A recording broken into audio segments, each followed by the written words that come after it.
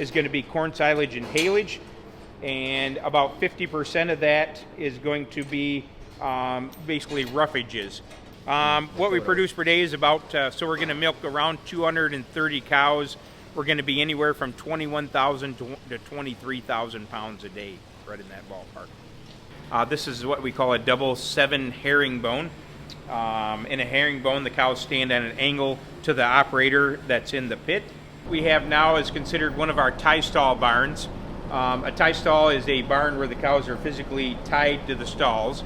Had them in a barn where they were in free stalls at one time. We've had some floor issues with that barn, and so we've had a... So this is kind of another one of our big feed kitchens. In the new facility, this will have some modifications done to it. So this is just kind of an overview of our new dairy facility that we're in the midst of constructing right now.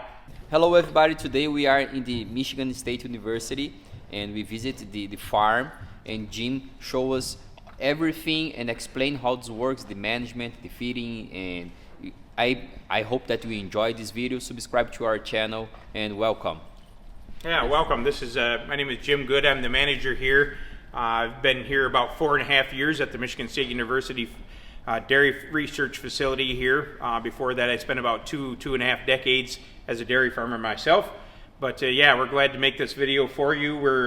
We have 3 missions to our to the dairy farm here. One of those missions is teaching, which we do a lot of with students, either through the classroom type setting, hands-on, or actually employing students here as well too. Another one of our missions is outreach. So we're constantly having meetings and different things for producer groups where they can come in and learn different techniques about dairy farming and dairy production. And then the last, probably the biggest part of our focus here at the dairy farm is teaching. We have some real world-renowned researchers, Dr. Adam Locke, Dr. Mike Vanderhaar, Dr. Barry Bradford, Dr. Zheng Zhao, Dr. Pam Rug. A lot of these folks are well known across the world, and at any one particular time we've got anywhere between 6 and 8 research projects that are going on currently at the farm. So welcome to the MSU Dairy Farm, and we hope you enjoyed the video. Well, welcome. This is the Michigan State University Dairy Cattle Teaching and Research Center.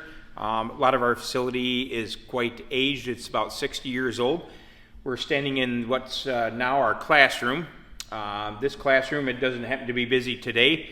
I think later today it's scheduled for a class, but almost every day during the week and sometimes even on the weekends, we'll have various classes that utilize this classroom. The nice thing is it's right here at the dairy farm, so they can, if the class session is an hour or 2 hours long, they can come in here and they can spend get started in the classroom with some more visuals and different things, some instructions, and then they can actually go out to the barns and do various things on cows. Say if they're practicing simple things like blood draws or physicals or whatever, they've got the cows that they can go out there and then do some instruction with and get some actual hands-on learning.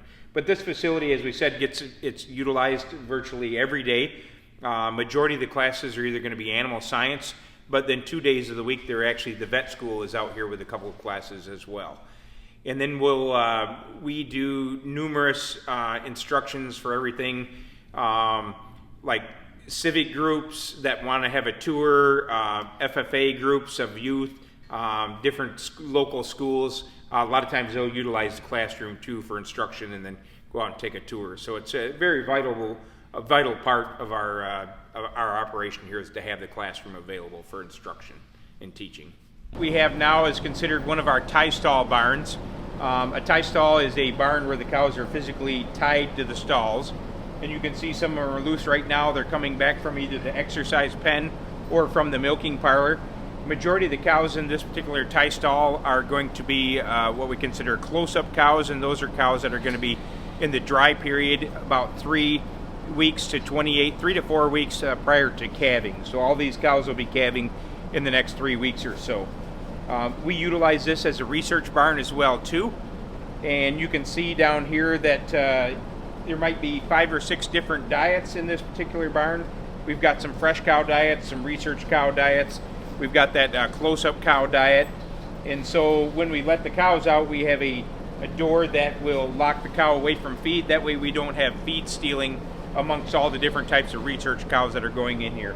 Once the cows are all chained up, the feed doors will open and then the cows have access to their TMR. Right. But again, this is basically one of the ways we have a research barn. It's kind of an older type of way to get dry matter intakes. There's a lot newer ways that we can talk about too, what we're going to have in our new facility. But again, these are all hand fed. Each morning the feed is picked up, it's weighed on a scale, and then a new amount of feed is calculated and administered to the cow. But this way, researchers really like this type of stall, at least in this type of environment, because we can calculate a daily dry matter intake. So very important for feed trials to get that daily dry matter intake, and that's why we have individual, basically feed stalls for each cow. And everything is weighed and measured, both coming out and going in. This particular barn, I think, holds about 32 cows.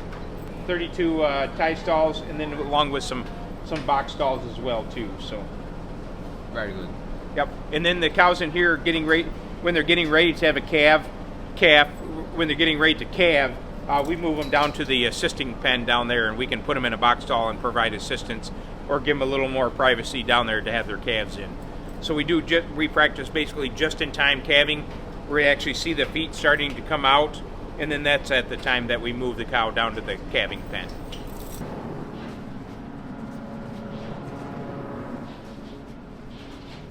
All right, these particular pens here would be special needs box stalls or some calving pens where cows are getting ready to have calves. They'll come down here and be in the pen. This particular pen here is set up where if we've got a down cow, we can move her around with a hoist.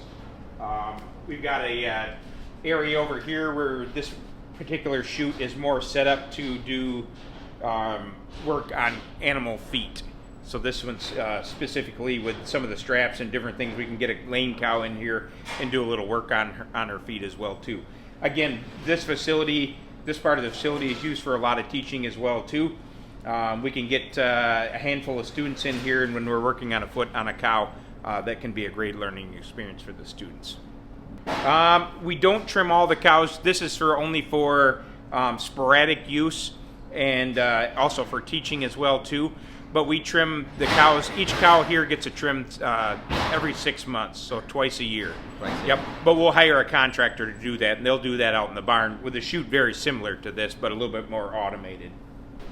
We have a cattle chute here, and so a lot of the research trials, at least once, if not twice per week, they'll like to run the cattle across there and take body weights on the cattle. So we have that available as well.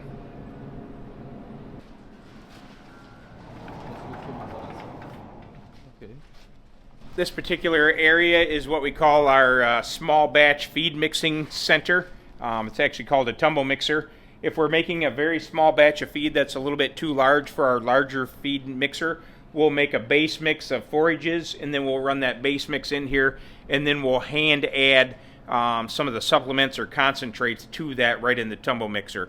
Because say if we're making a 500-pound batch in our larger feed mixer that makes about 6,000 pounds, it doesn't mix it very thoroughly, and so we'll need to do small batches.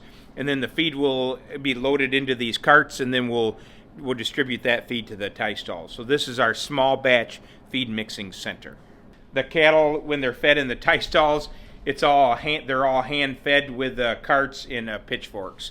So in our new facility, we're moving away from this, and we can talk a little bit about that later too. But right now, it's a lot of manual labor to feed about 100. I think there's 163 cows in tie stalls, and that is all done with hand labor right now, currently. We'll have both. We're going to have a conventional parlor that let me start back from scratch here a little bit. Currently, right now, we're building a brand new state-of-the-art facility. At this particular facility, we milk about 225 cows, with 250 cows that's milking and dry both.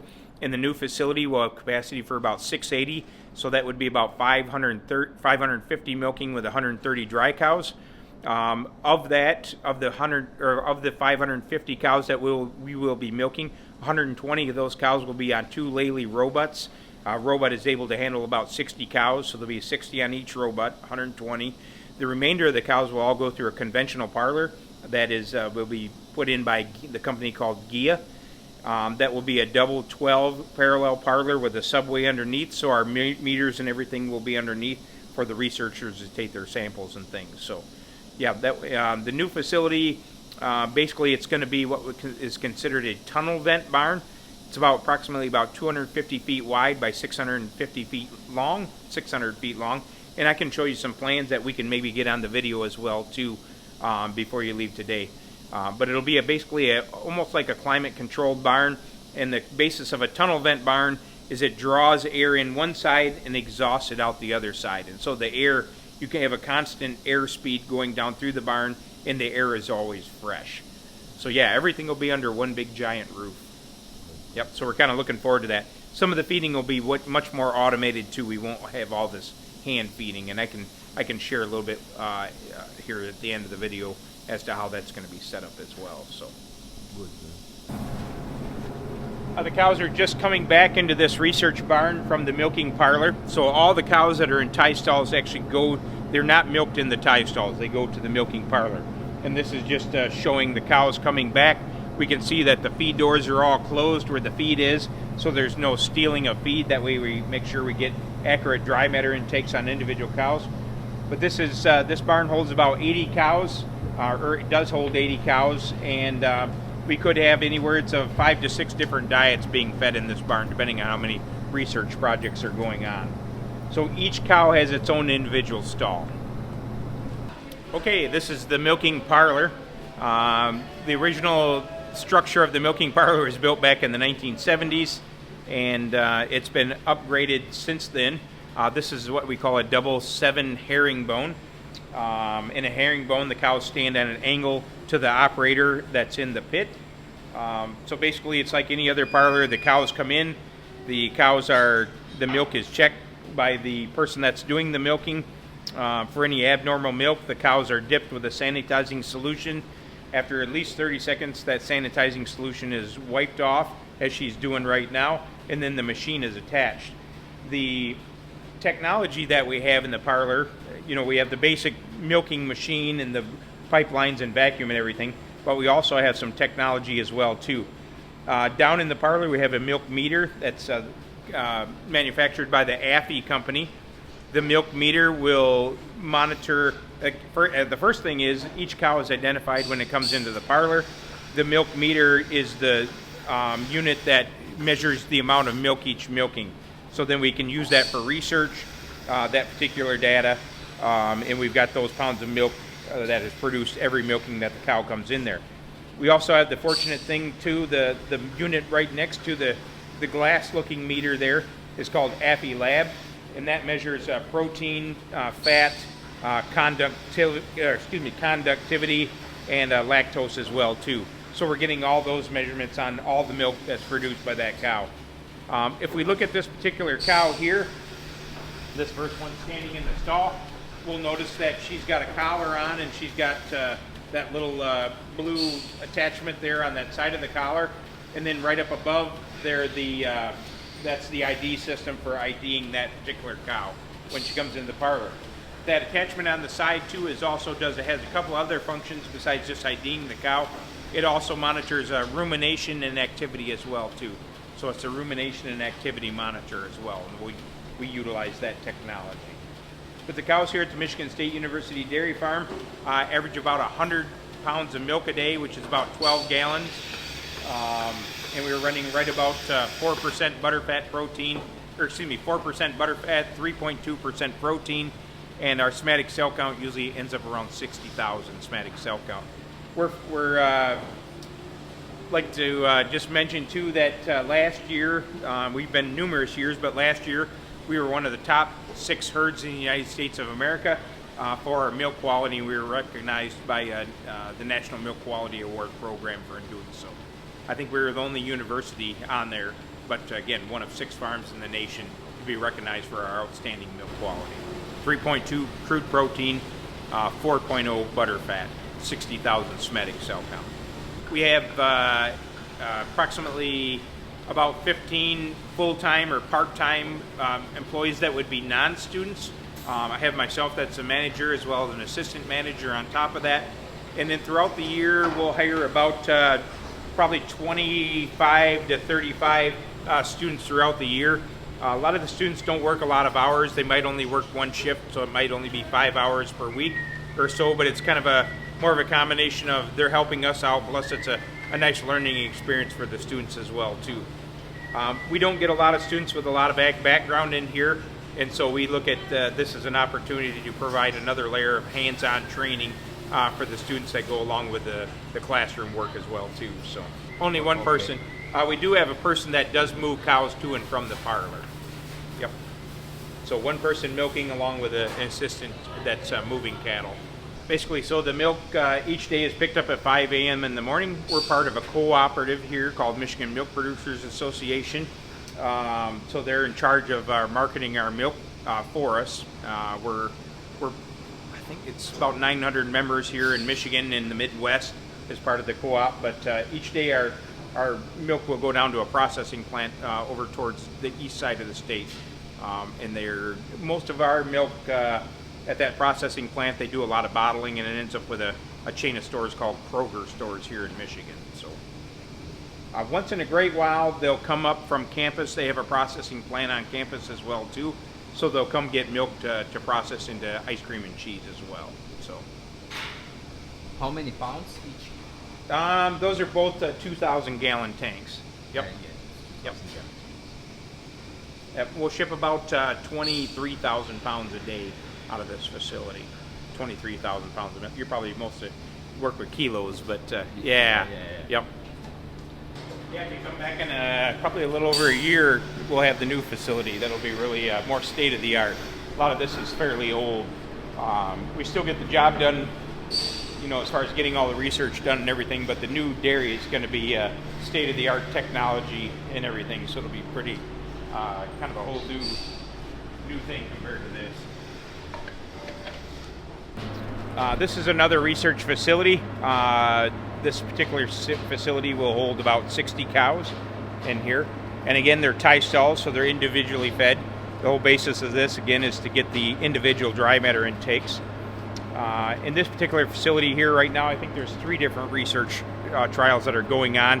One of the trials has 40 cows, and we do all kinds of different research. Everything from we'll do research that takes in the last 21 days of pregnancy right before the cow has a calf, and then the next 42 days after that. That seems to be a real one of the real more popular research projects that we're doing right now, are that transition in fresh cow type research.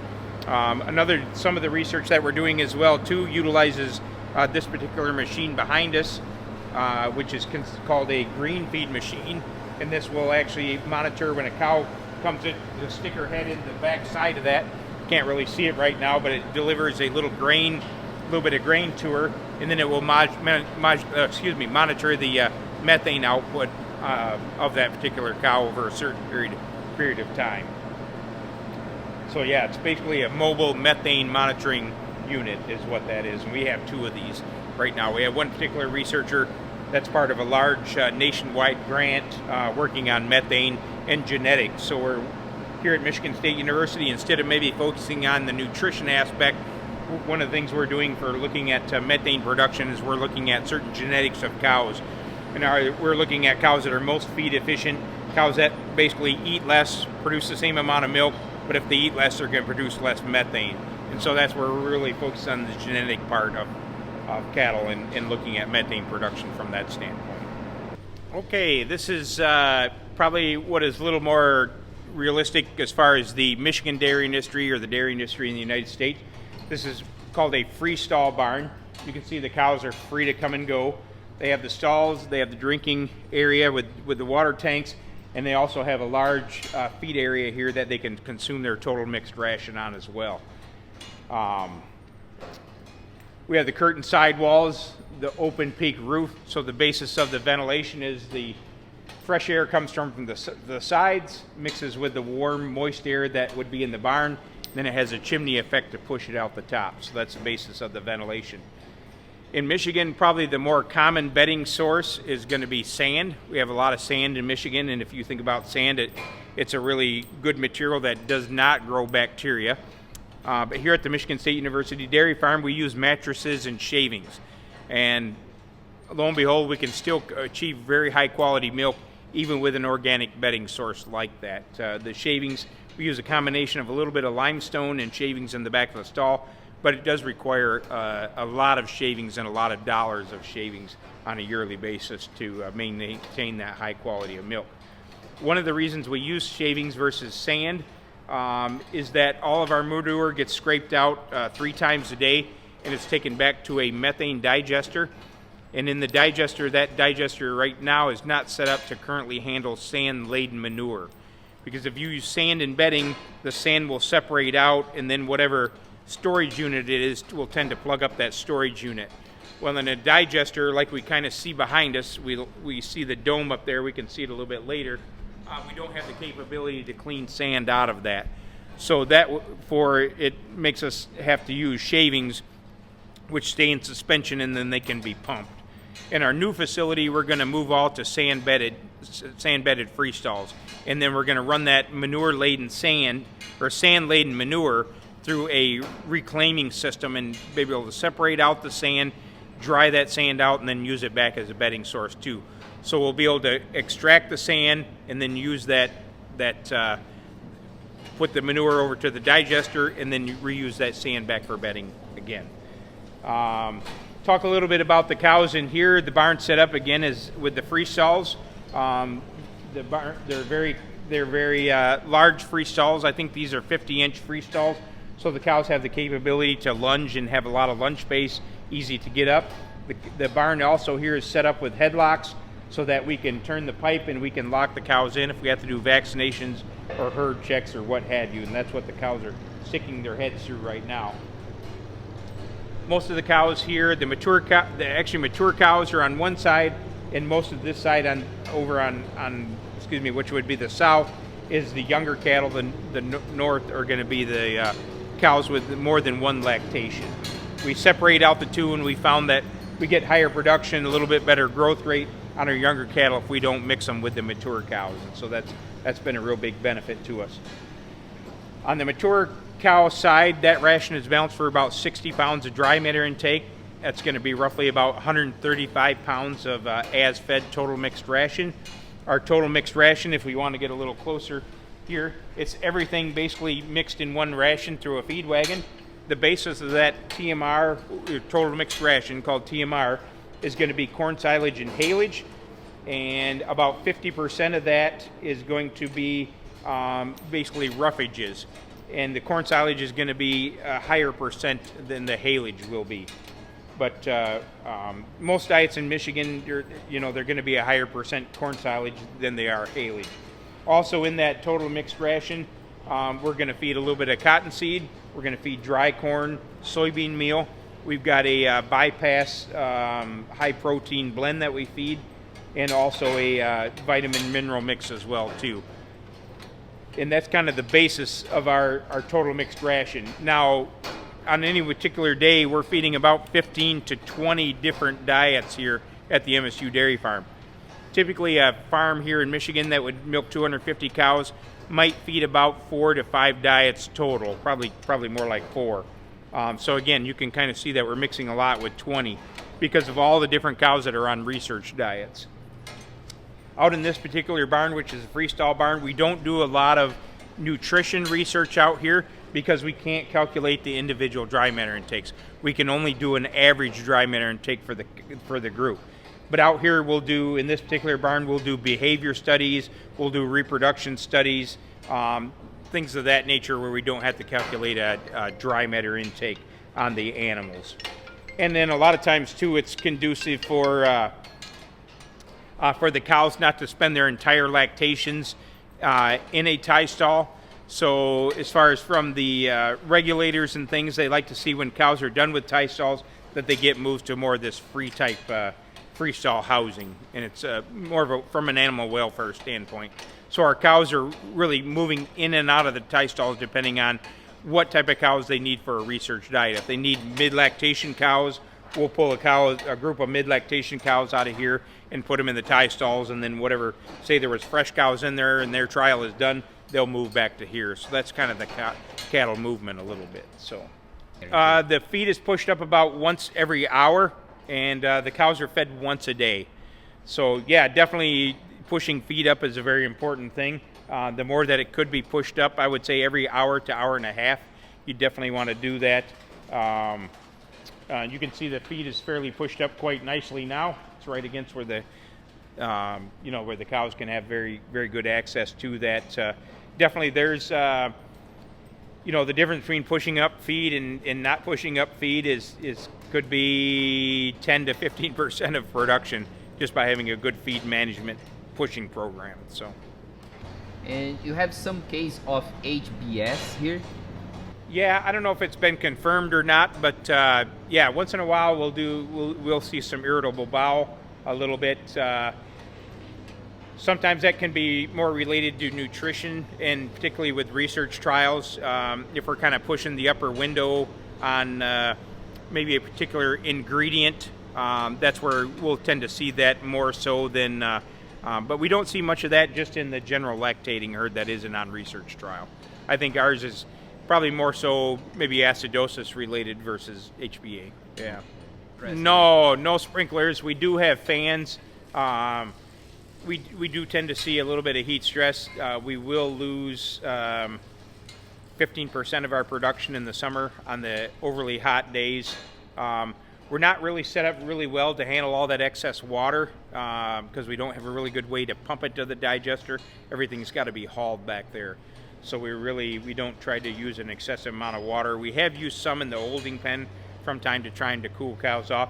The new facility, again, will be set up with all internal booster fans and sprinklers on every cow as well too, so above every feed rail.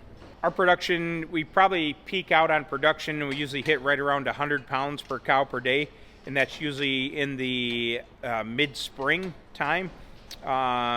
We'll start to decrease in production starting June, July, August, September, right in there, and then the cows will start to rebound a little bit again in October, and then we'll kind of build back up. The winter months, they'll bounce around, and then we really do the best in the spring months. But just to give you an idea what those pounds of production are, as we get into mid-spring, we'll be hitting right around 100 pounds, 98 to 100 pounds a day. And in the peak of summer, we could be down as low as about 83 to 85. So we're about 10 to 15 pound production loss when we get the hot days. Now they'll rebound back, but it's that long stretches of hot where it's hot in the day and the night is where we can see the 10 to 15 pound production loss like we did this summer. What we produce per day is about, so we're going to milk around 230 cows. We're going to be anywhere from 21,000 to 23,000 pounds a day, right in that ballpark. We just had some rain here, so it looks a little sloppy, but this is just an example of one of our storage units. These are ag bags, and as we can see, these both have corn silage in them.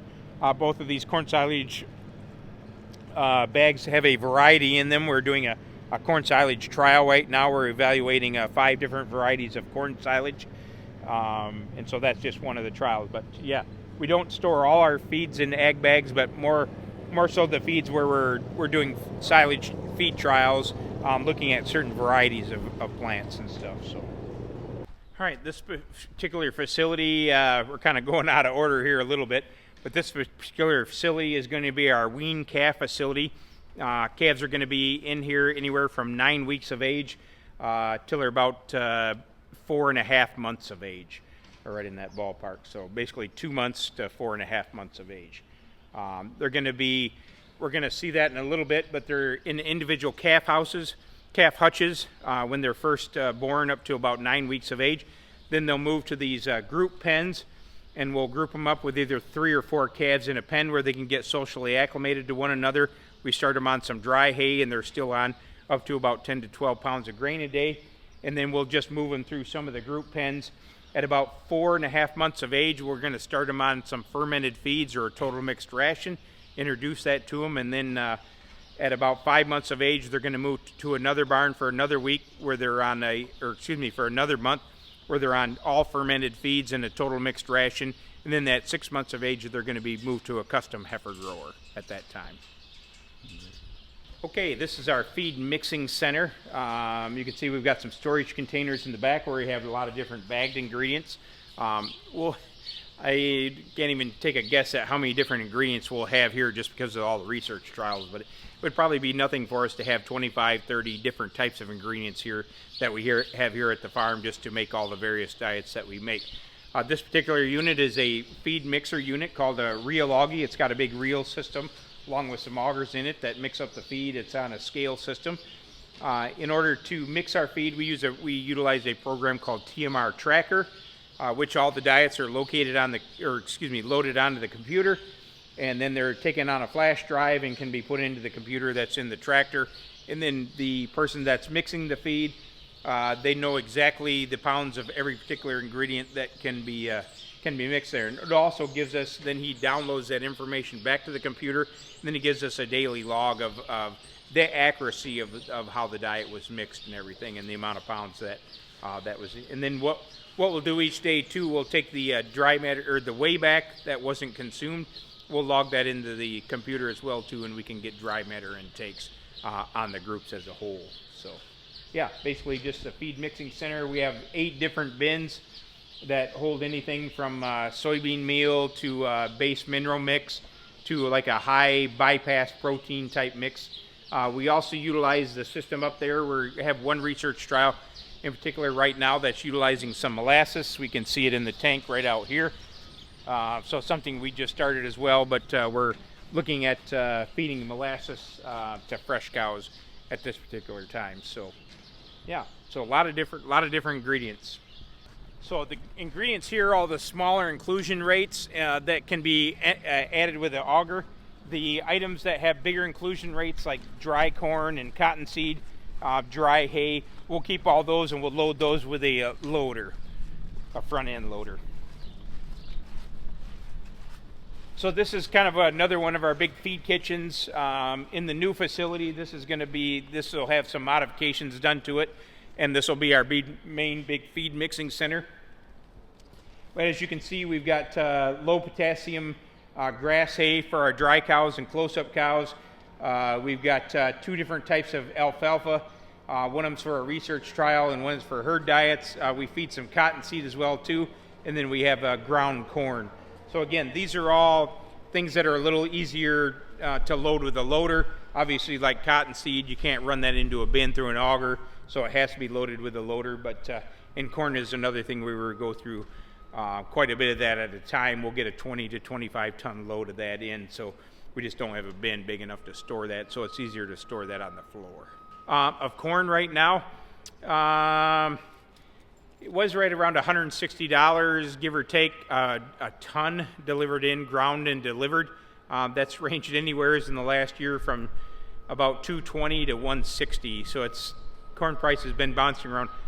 We've had ours contracted, and we have ours contracted through the 1st of November. So I can't tell you right now what the current market price of corn is. I haven't checked that, but I need to start looking at that. So. And the cottonseed is expensive for you, or? Yeah, it's about $300 and give or take $350 a ton, right in that ballpark, and that's delivered ton. Delivery is a lot of that. There's probably at least $100 a ton of that is delivery to get it up from the Carolinas. Most of ours comes out of the North Carolina, South Carolina. Okay. This is wheat straw from the crop wheat, and we use this in dry cow diets basically as bulk material. We like to, obviously in your dry cows, you like to maintain, their body condition without them getting too heavy on you. But yeah, wheat straw. We'll use this mostly just in the dry cows. Once in a while, we'll do some experiments with wheat straw as well too. But for the most part, the key with feeding straw is the chop length. Ideally, you'd want it all like that. Some of these big pieces that we see can be sorted out pretty easy, but right now we're having a little issue with one of our grinders. So, yep, we use the Penn State shaker box mostly through teaching in class, but we have a couple of instructors that utilize that pretty heavily in their class materials. So, the nice thing is they're shaking out our diets for us usually almost on a monthly basis, just because it's part of the teaching routine. These are our bunker silos, mainly. Yeah, I think everything in here is haylage. 2 bunkers full of corn silage. The rest is all haylage. Obviously, we can see, this is a bunker of haylage. Some of our bunkers are a little bit smaller just because of research trials. Again, maybe have a particular variety or cutting that we're looking at. So they're not ideal, but they Yeah, we do manage them the best we can. We have a unit that comes in and it scrapes the front of the bunker. You can see it's a nice tight, I can't even stick my finger in there. So it's packed in there really well, and then we basically utilize what's called a defacer on the front, and we rake it down, and you can see the front is very fresh and cool, and we only deface off what we need throughout the day. We try to deface off about 9 to 12 inches a day to keep it fresh. Then we manage the plastic. They'll pull the plastic back, clean off anything on the top that's deteriorated, and then so we don't get that in the feed. But very important, we do a good job with our haylage. Our haylage typically here in Michigan, we'll get 5 cuttings. We'll start with the first cutting about mid-May, and then about every 28 days after that, we'll take another cutting. In fact, we're just mowing our 5th cutting today to get that done as well. So I like to, if I could get it right around 40 dry matter, 40 to 42 dry matter. We have seen a little bit of a range. Depending on the weather, we will chop it down as low as about 36 and as high as about 48. I hopefully don't get too much around 50, but if we could shoot for that 40 to 42 is ideal. But our window, we allow our window to be a little bit bigger depending on the weather. One of the things we have to, a challenge with the university too, we're the employees here are union employees. The hours are more set daylight type hours, so it's more of a 8 to 5 situation. So sometimes we're challenged. We are allowed to work overtime in some instances, but in some instances not. So again, we have to kind of work around everybody's work schedule to get this harvested as well too. There's a different part of the university that handles the harvesting for us. We don't actually, any of the dairy crew is involved in it. We're involved in the covering of the bunkers, but that's about it, not the harvest of it. So yeah, we definitely have some challenges to work with our employees, just being part of a university, part of a different type of setting than they would on a normal dairy farm. This particular, we plant at the university, we plant all what's called low lignin alfalfa. So lignin is the fibrous part of the plant. So as a plant, alfalfa plant gets taller, it's got to have lignin in its structure to hold it up, to keep it from falling over. Well, lignin's a good thing to hold up the plant, but high lignin content is a bad thing when it comes to feeding dairy cows. So the more lignin in it, the more undigestible part of the plant that we will have. And so in the United States, they've bred what they call low lignin alfalfa. And just like it sounds, there's less lignin in the stalk. All right, now it may be prone, just like it sounds, it may be prone that plant may be easier to tip over. But the basis with low lignin alfalfa is typically on a traditional alfalfa variety, we're going to harvest that at about every 28 days here in Michigan. That's almost the ideal time. Low lignin alfalfa usually allows us to extend that interval out to, say, 35 days and still get the same quality of feed, the same digestibility that you would have at 28 days. Now, some of that's a little bit debatable.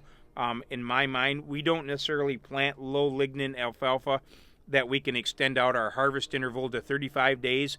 We plant low lignin alfalfa almost like an insurance policy, where if the weather turned bad on us at 28 days, we've got a little bit of buffer there to still get a high quality alfalfa. I'm not sure if many people, the dairy farmers that I know that plant low lignin alfalfa in Michigan, don't necessarily extend their harvest interval out, more use it as this insurance policy where if they get caught by the weather, then they know they still have good quality. They're still chasing it at the 28 day mark, 26 to 28 days between cuttings. Okay, this is our calf raising facility.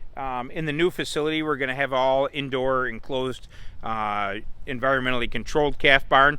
But this facility works really well too. We raise all the calves for the first 2 months of life, actually 9 weeks. We raise them in hutches.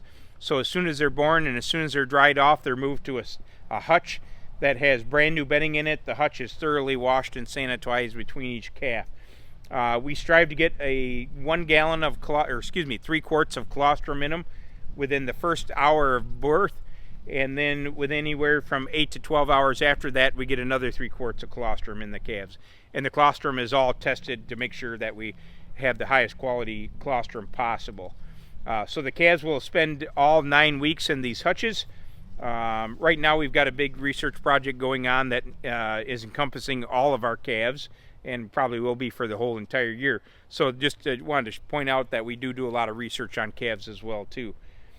But calves after the first 2 feedings of colostrum, if they're not on a research trial, they're fed milk replacer. We'll feed 2 quarts 3 times a day for the first 2 weeks of life. Then after the first 2 weeks of life, we bump them up to 3 quarts 3 times a day of the milk replacer.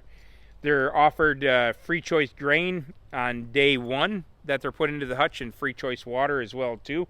And then we like to see them at about 8 weeks of age. We like to see them consuming about 3 pounds of grain in order to start the weaning process off on them. About 2.5 to 3 pounds of grain. And if a calf isn't consuming that amount, we'll let her go out a little bit more. And then again, we like to have them consuming at least about 3.5 pounds of grain before we pull all the milk away. So the weaning process that we utilize is based upon grain intake. But for the most part, we can get them weaned to right around 8 to 8.5 weeks of age. Most of them are right at that 8 weeks of age. They're usually consuming a sufficient amount of grain in order to get that process going. Our death rate is, I will tell you though, is under 2% death loss. I can't tell you like the pneumonia rate and all that off the top of my head. I don't remember those numbers. But we do have pretty dedicated staff, and our program is pretty intense. So yeah, we do maintain under a 2% death loss on the calves. Yeah, so the different band colors that you see out there means a different thing. Some of these calves are actually getting 6 feedings of what we call a transition milk, which is a fresh cow milk that we capture from the cows for the first 2 days after being fresh. So we've got some cows on that particular trial. There's some other calves that are on another additive that they're getting in their milk replacer. A probiotic product that we're evaluating as well too. So yeah, so all the animals here in the whole facility really keep pretty busy with all the various research projects that we have going on, all the way from calves right up to the milking cows as well too. Cows are dry cows, so we dry cows off in an average of about 60 days dry. Had them in a barn where they were in freestalls at one time. We've had some floor issues with that barn, and so we've had to put the dry cows on a pack facility where it's a shavings pack. Probably this is less than ideal, but we have not seen much mastitis. It just requires a lot of bedding material to keep this dry, so it's kind of an expensive way to house mature cows on a bedding pack, just because of the cost of the bedding, in order to maintain low level incidence of mastitis. We can see the ration. The basis of the ration is a little bit of corn silage in that straw that we showed you back in the other barn, and then basically going to be a high percentage of haylage in this ration. And then at 3 weeks to 4 weeks prior to freshening, they're going to be moved inside to the research and probably go under research. Most of them will be, and they'll be moved on to a what we consider a close-up diet that will have a little bit of corn, protein source. It'll incorporate that low potassium grass hay in there, a little bit of haylage for the younger animals, and mostly a corn silage. So it's very little haylage, very little potassium in our close-up diet. So yeah, and that's going to be the 60 days prior to freshening. Every cow will go through that dry-off period. Okay, we have 2 pens of heifers here. One of the pens where the younger ones are once they come out of that barn in the back there, we had the group pens. They're again housed into a pen of up to about 15 head here, and this is just prior to go to our custom grower. We have a custom grower that's located about an hour and a half from here, and then our heifers actually commingled with heifers from other farms.